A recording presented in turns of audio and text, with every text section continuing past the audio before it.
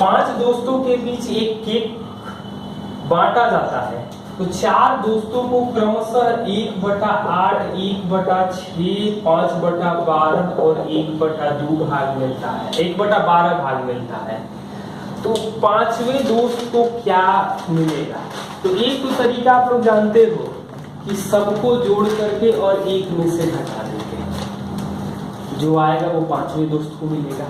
लेकिन मैं आप लोगों को ये बताना चाह रहा हूं कि इन सब का एलसीएम आएगा 24, 8। तो हम करें क्या? मतलब इसको मिलेगा 3, इसको मिलेगा 4, इसको मिलेगा 10 और इसको मिलेगा 2।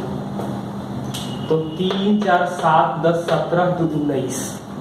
मतलब बचा कितना? 24 में से 5 और टोटल हिस्सा क्या है? तो 5वें दोस्त को मिलेगा 5/24। ऐसे आप लोग बटा पर जोड़ सकते हैं, लेकिन मुझे आसान ये लगता है। और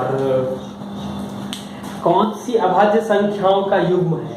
तो अभाज्य संख्याओं का युग्म और ऑप्शन आपको दिया गया है 37, 41, 43, 47, 3, 7 और 71, 73।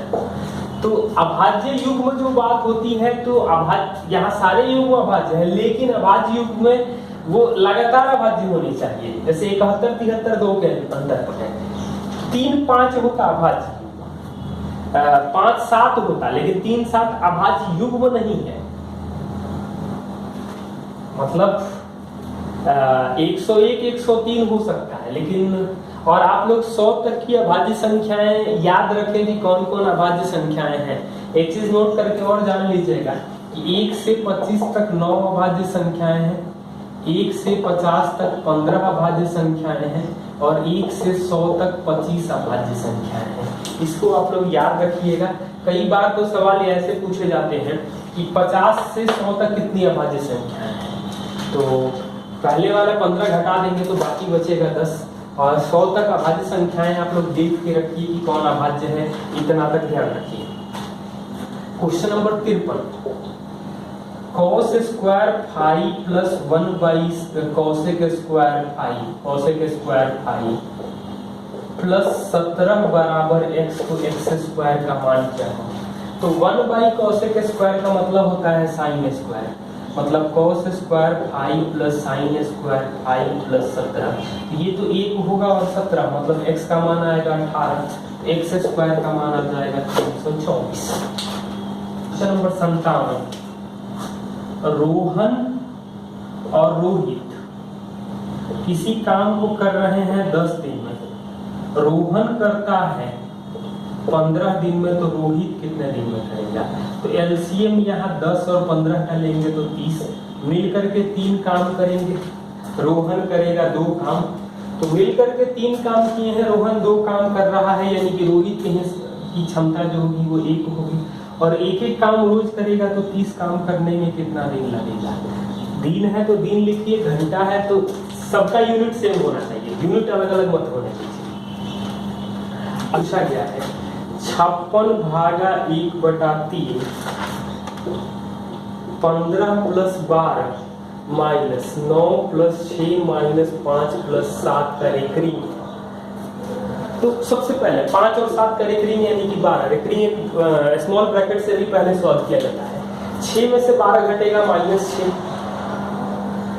तो 9 और -6 3 आ जाएगा। 12 में से 3 घटेगा, माइनस साइन है तो, यानी कि 9, 15 और 9 24। 24 का 1/3 करेंगे, यानी कि 56 भागा 8, यानी आंसर आ जाएगा 7। अगला सवाल देखिए आप लोग, क्वेश्चन नंबर 64। ये दिया गया है, दिल्ली में एक टीवी को 100 रुपए में बेचा जाता है। एक व्यापारी चंडीगढ़ जाता है और 20% कम कीमत पर खरीद कर 600 रुपया परिवहन खर्च देता है। बाद में वह दिल्ली में 100 रुपया में टीवी बेचकर 100/7% लाभ कमाता है, तो x का मान क्या होगा? मतलब चंडीगढ़ में जो टीवी का प्राइस है वो दिल्ली से 20% कम है, यानी कि चंडीगढ़ में 4x है और दिल्ली में 5x है। यहाँ 600 रुपया खर्चा कर रहा है,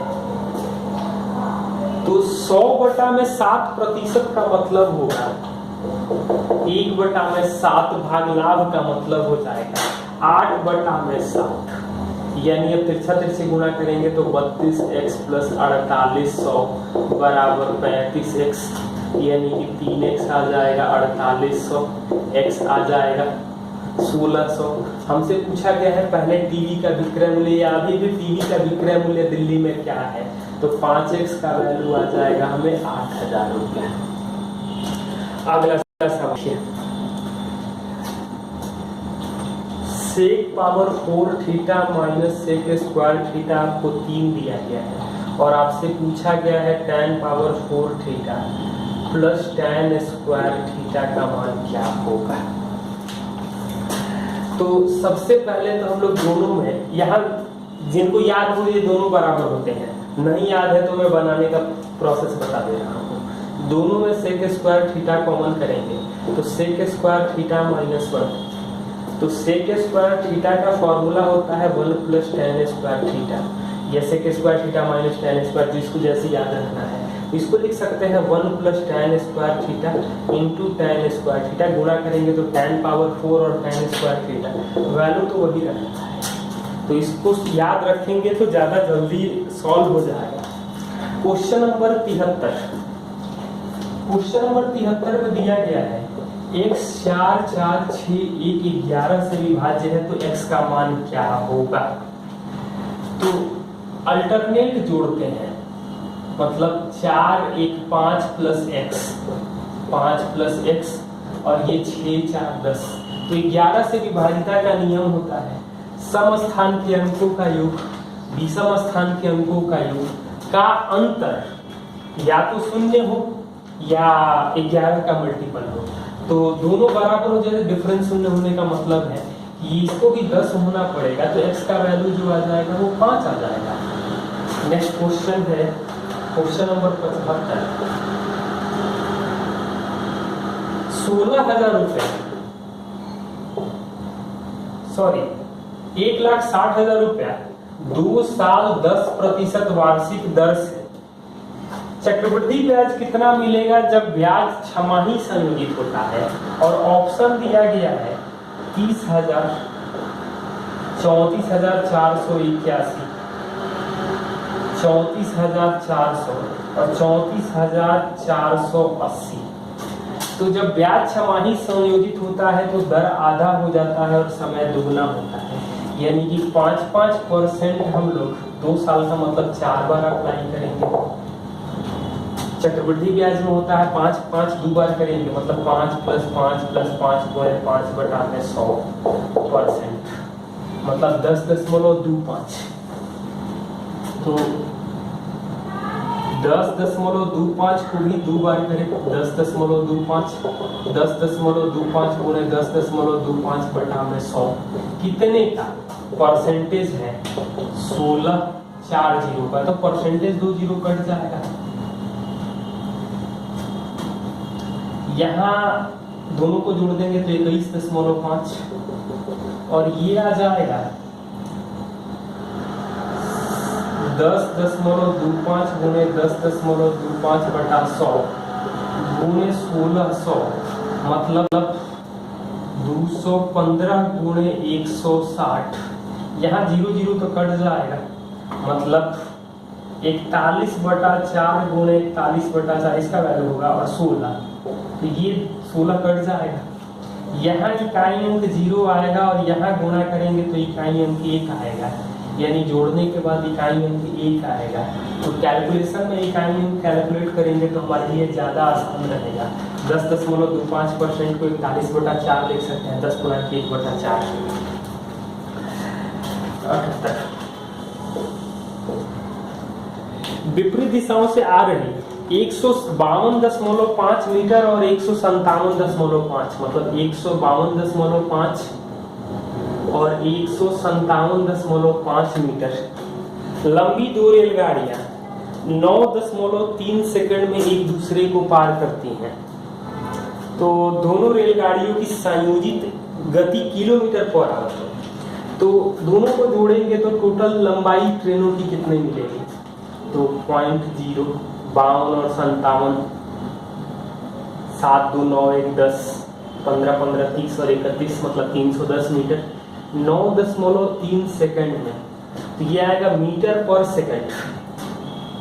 इसको किलोमीटर पर आवर में बदलने के लिए हम लोग 18/5 से गुणा करेंगे, मतलब 31 से भाग देंगे तो ये 100 और 31 से भाग देंगे 3, ये कटेगा 6 बार में, 5 से कटेगा 20, 20 गुणे 6 यानी 120 किलोमीटर पर आवर। आप लोग कैलकुलेशन जैसे भी करना है आप लोग कीजिए, कैलकुलेशन के लिए आप लोग निश्चिंत करिए, लेकिन तेज करने की कोशिश कीजिए क्योंकि फाइनली आपको एग्जाम में तेज करना है, धीरे करना कोई विकल्प नहीं है। अगला सवाल दिया गया है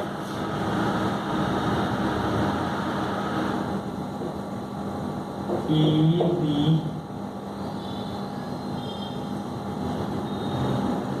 C, ये D है, ये E है, और ये दिया है AB पैरेलल टू EC।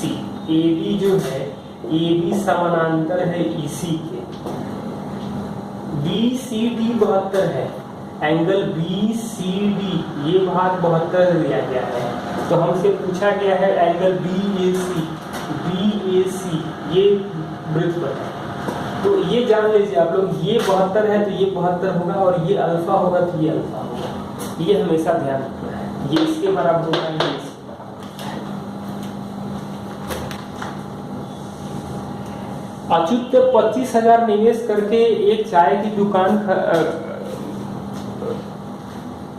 शुरू करता है जिसमें 30% फिनिशिंग में 20% आवश्यक सामान के लिए, बाकी शेष अपने दूसरे सामानों के लिए रखता है। मतलब 30% फिनिशिंग में, 20% आवश्यक सामान के लिए, और बाकी जो है बाकी सामानों के लिए। तो अपनी 25,000 में कितना धन बाकी सामानों के लिए खर्च करेगा? तो 30% और 20% दो अलग अलग जगह खर्च हो चुके हैं, तो 50% खर्च हो चुका है, तो बचा है 50%। कुल पूंजी 25,000 है, 50% खर्च कर चुका है, यानी 50% 1/2, यानी कि 12,500 रुपया उसके पास आवश्यक सामान खरीदने के लिए मिलेगा। क्वेश्चन नंबर 84 दिया गया है,